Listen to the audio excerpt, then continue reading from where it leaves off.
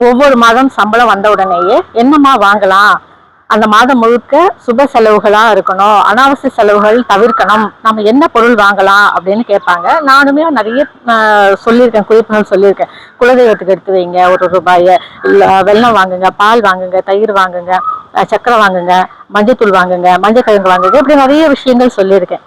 இந்த முறை முற்றிலும் இது வேறு ஒரு விஷயம். என்னன்னா, ஒவ்வொரு மாதம் சம்பளம் வந்த உடனேயே நீங்க வாங்க வேண்டிய ஒரே ஒரு பொருள் என்ன அப்படின்னு சொன்னா, இல்ல 2 பொருள் என்ன அப்படின்னு சொன்னா, ஆண்களாக இருந்தால் பன்னீர் பாட்டில் வாங்குங்க, பெண்களாக இருந்தால் குங்குமம் வாங்குங்க. இப்படி வாங்கும்போது நம்ம குடும்பத்துல சுப நிகழ்வுகள் அப்படிங்கிறது நடக்கும், சுப செலவுகள் அப்படின்றது நடக்கும். பன்னீர் அப்படின்றது வாசனை நிறைந்தது, குங்குமம் அப்படின்றது மங்களகரமானது.